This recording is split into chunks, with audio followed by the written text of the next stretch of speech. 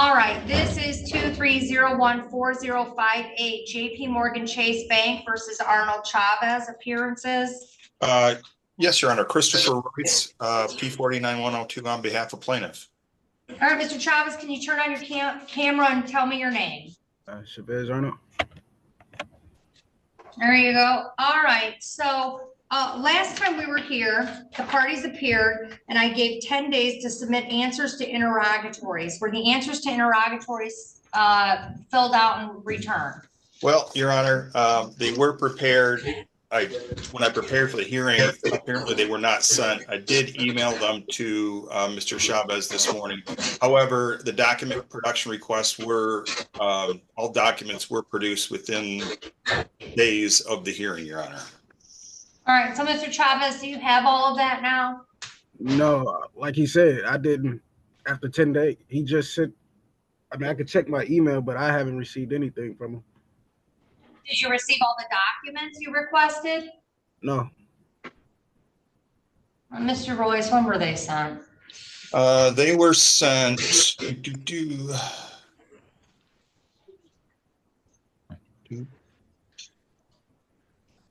on August 30th. Make sure that I'm.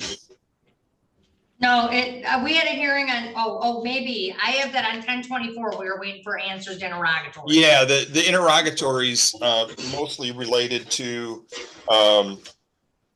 whether there's compliance with the UCC and transfer of a note, and whether there was an assignment of debt, which of course there was not here. Were all the documents submitted? All documents, except for he had requested internal accounting records of Chase Bank, just generally, not specific.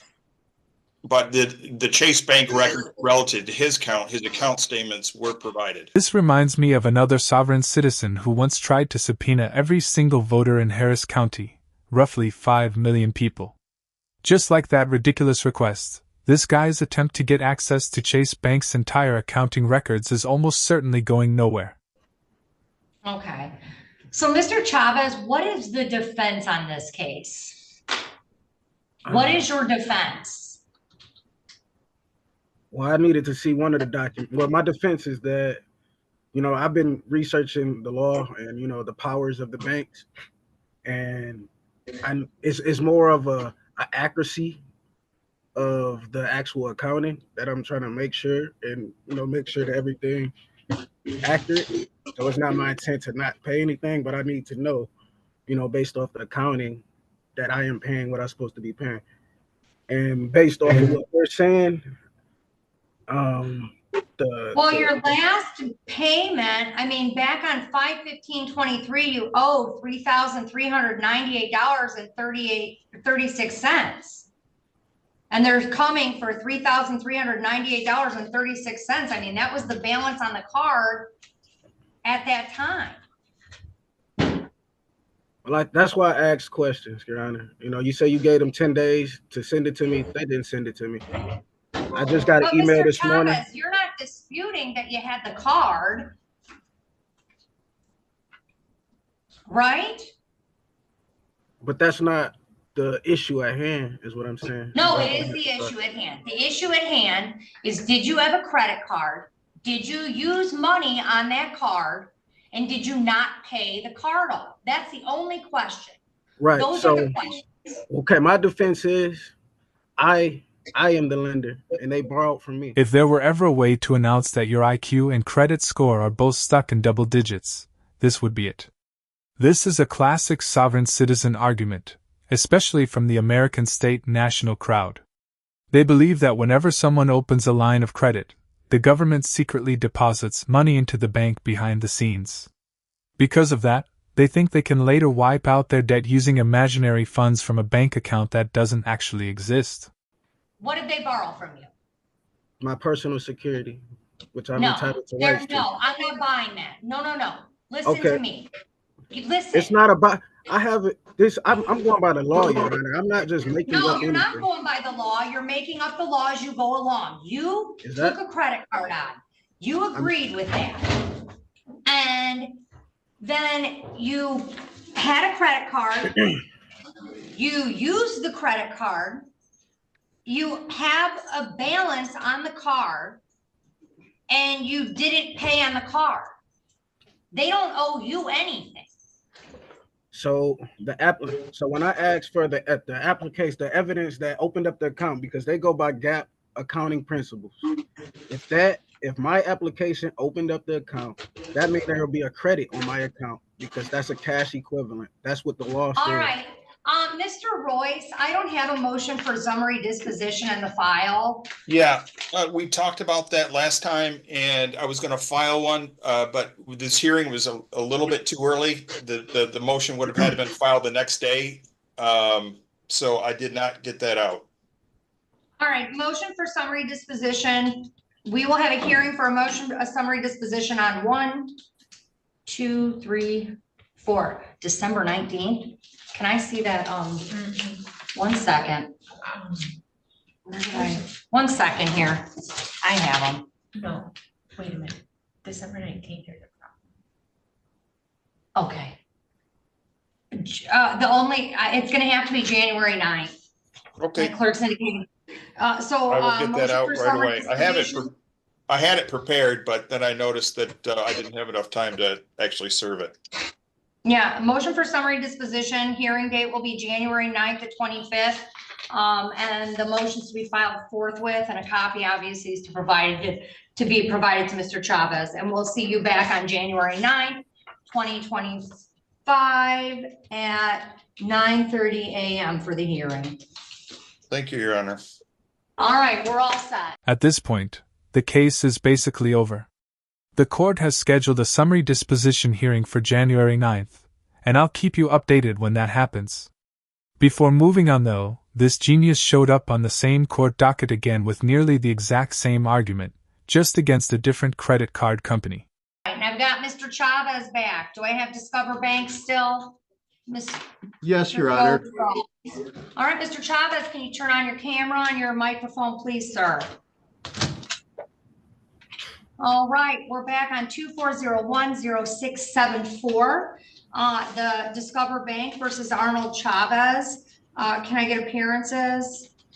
Good morning, Your Honor. Michael Goethals, P number 48992, of counsel to the law firm of Buckles and Buckles, appearing on behalf of Discover Bank. All right, Mr. Chavez, tell me your name. Chavez Arnold. All right, and I know that we had a previous court date on this on October 10th, and the default was filed, and then an objection was filed timely on this case. So we're here to set aside the judgment.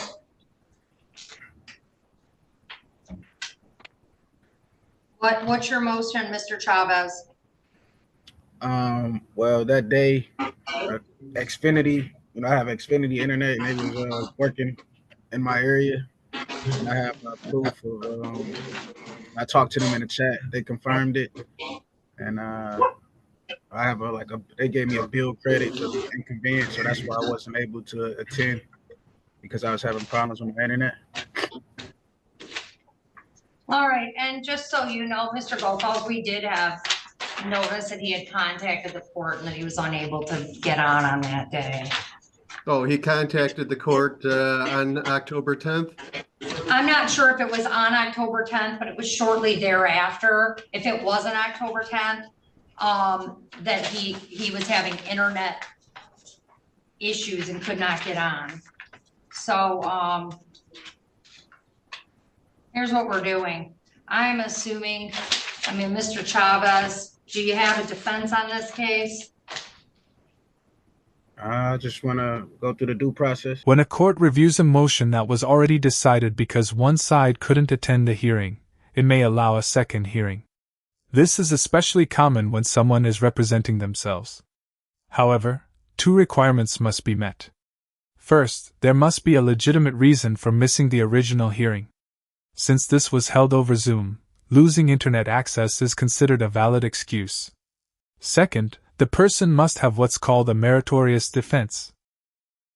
That means they need a real legal argument, or evidence that could potentially help them win. Simply wanting another chance to go through the process isn't enough. Okay, all right, here's what we're going to do. I'm setting a date. So what, do we need discovery on this? What, Mr. Gothal, so this is a credit card bill. Yes, Your Honor, a Discover card. All right, and this is Discover Bank, so there's no issue as to whether or not it's transferred hands. No, Your Honor, we represent the original creditor. All right, and I see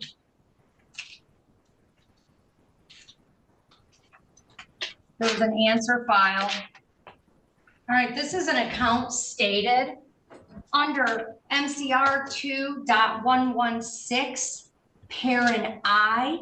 This court is making a ruling immediately based on the pleadings.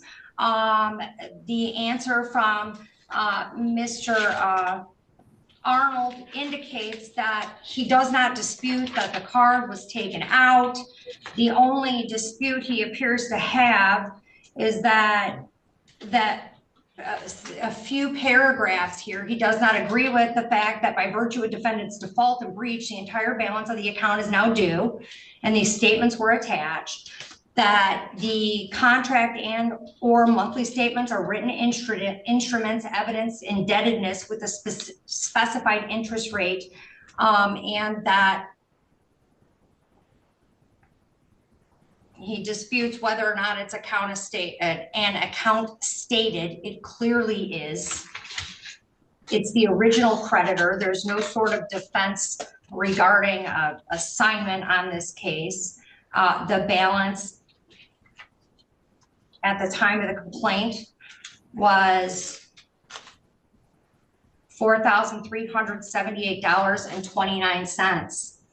Under MCR 2.116, parent I, parent 1, if the pleadings show that a party is entitled to judgment as a matter of law, or if the affidavits or other proofs show that there is no genuine issue of material fact, the court shall render judgment without delay, and the court is doing so. Well, I have affidavits that support what I'm saying, but I will want to enter into this as evidence. I'm sure you spent plenty of time preparing those affidavits, but it seems you missed what the judge already explained. You filed your response, and in that response you failed to challenge any of the plaintiff's claims.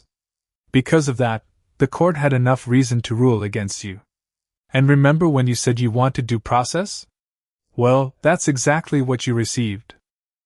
The motion for summary disposition is granted sua sponte by this court. There is no valid defense to this claim, and I couldn't even enter any evidence. And a judgment in the amount of what is claimed in the complaint, $4,378.29 will be entered by this court, and documents can be submitted for that purpose.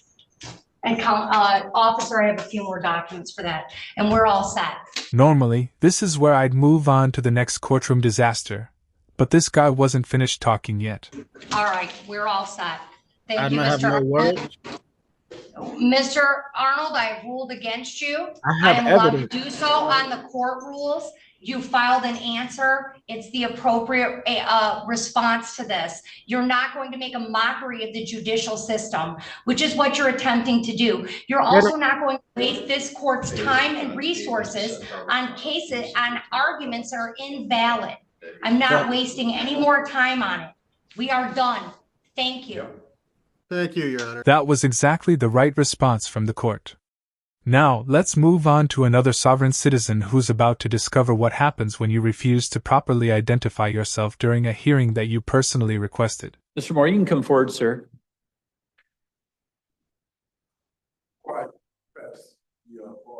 Yeah. Oh. Okay. Are you Sherman Moore? I am not. You're not. Okay. And so are you appearing on Mr. Moore's behalf? Yes. Okay. I am yes, here for that matter to handle the matter that's at hand. Okay. And are you an attorney, sir? I am the attorney, in fact, for the said name at hand here. Okay, so you are an attorney representing Sherman Moore? Yes, I will be handling the case for Mr. Moore. Okay.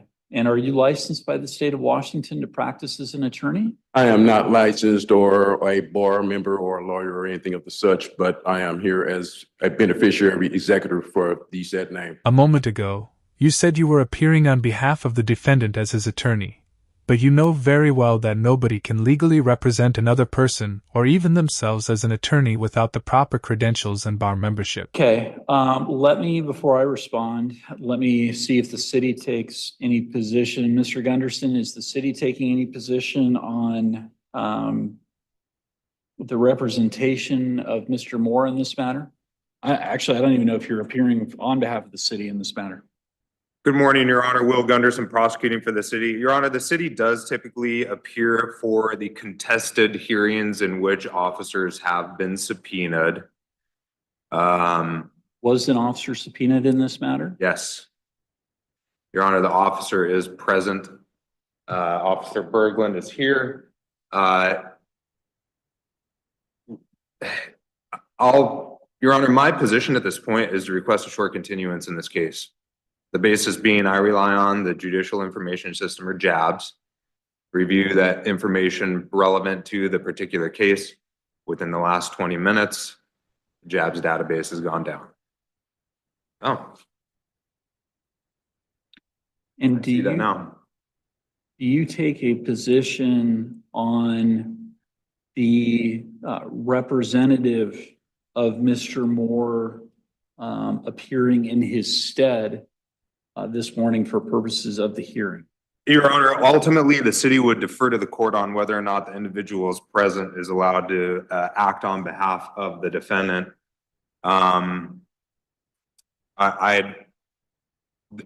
To cut to the chase, Your Honor, this sounds like it might be a sovereign citizen type of situation. I don't know if the individual that is seated here is in fact the defendant, or if he is a completely separate person, separate and apart from the defendant that was pulled over at the time this incident took place. So that is a red flag, so to speak, or a question mark that does get raised in the city's mind, for which the city does believe that a further inquiry by the court may be appropriate. But ultimately, Your Honor, with regards to any representation, city will defer to the court. All right. Thank you, Mr. Gunderson. So, sir, I'm going to ask you to identify yourself for the record, please. I am one of the people. I'm sorry? One of the people. Okay. Are you or have you been previously named or identified by the state of Washington as Sherman Moore? I am not Sherman Moore, Okay. the entity in which you speak of. Okay. And do you have any relationship to Sherman Moore? I am just the beneficiary of that name. So, let me get this straight. You're willing to accept all the benefits tied to that name, like collecting lottery winnings, but you don't want any responsibility connected to it if laws are broken. When you think about it, that would make life pretty easy if it actually worked. Well, the problem that we have here is that at this point, based upon the record that I have before me, sir, you are not authorized to represent Mr. Moore as an attorney in this matter because you are not a licensed attorney by the state of Washington. And at this point in time, based on the record, Mr. Moore has not appeared in. Oh, he's right here, sir. Sherman Moore is right here. The name in which you speak, he's right here, sir. Well, that, for the record, you're holding up a piece of paper. Yes, the document, Sherman Moore, the entity in which you speak of, and one in which you tend, or this court intends to charge. So I am just the beneficiary of said entity. That is all. And that's why I'm here. So basically, I'm trying to find out the nature of said charges that pertain to said name. Sure, certainly. Is this a criminal or a civil matter is what I'm trying to figure out here, sir. This is a civil matter. So Sherman Moore, or an individual identified as Sherman Moore, was issued an infraction here in the city of Lakewood on September 5th, 2024, and was ordered to respond to the issuance of that infraction, which it appears that he did, and requested a contested hearing. in which he is asking to challenge the evidentiary sufficiency of the information relied upon by the issuing officer who issued the infractions or the issuance of those infractions. But by requesting that hearing, Mr. Moore, or the individual who has issued the infraction named Sherman Moore, indicated that he would appear in person as a living person here in court. And the problem that I have at this point in time is that based upon the record that I have before the court, Mr. Moore has not appeared as a living, breathing human being in this court in response to his request for a hearing. I am simply just a man on the land that is here on behalf of that name as the beneficiary for that name. I understand that. But at this point, There's a claim being made. So therefore, like I said, I'm just here to understand the nature. You say it's a civil, so where is the verified complainant for said charges? The prosecutor has already identified himself, and the police officer who was subpoenaed is sitting right there in the courtroom. If you're searching for the verified complainants, they're probably as close to you as they're ever going to be. verified complainant is the city of Lakewood, represented by the attorney on behalf of the city, who is seated in the courtroom to your left, appearing down to my right. And Mr. Gunderson, I'm just going to ask you to formally identify yourself for the record. Thank you, Your Honor. Will Gunderson, prosecuting for the city. I am licensed to practice law in the state of Washington. My bar number is 46991. So the plaintiff in this case is the city of Lakewood. They are appearing here this morning through counsel, or this afternoon through counsel. It also appears that the officer who issued the infraction to Mr. Moore is also present in court in response to the subpoena that was issued for his appearance. It appears that the only individual who has failed to appear for this hearing is the respondent, Sherman Moore. And so at this point in time, with the matter having been on the calendar at 10:30 a.m., it's now 12:04 p.m. Given that Mr. Sherman Moore has not appeared in person for this hearing, pursuant to the rules for infractions in Washington courts, the court will find that Mr. Moore has failed to appear and will enter a finding of committed to each of the 5 infractions. And I believe that concludes our court's calendar for today. So thank you all very much. At this point in time, the court will be at recess. Understood, Judge. Oh yeah, I'll do it in the, yep. All right. Court is in recess. Who could have guessed that skipping your court appearance would almost guarantee a loss? The funniest part came afterward. Once the judge finished and left, the sovereign citizen finally seemed to realize he had just learned a very expensive lesson the hard way. So are we continuing or what's?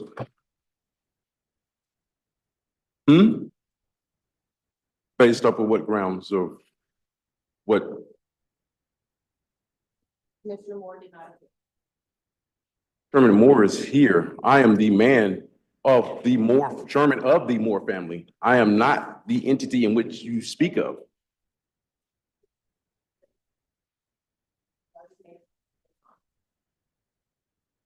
What? What kind of charade show is going on here? So what happens now? I have to file an appeal? Okay. So I'm being railroaded. So the officer never had to show or anything, basically on the basis that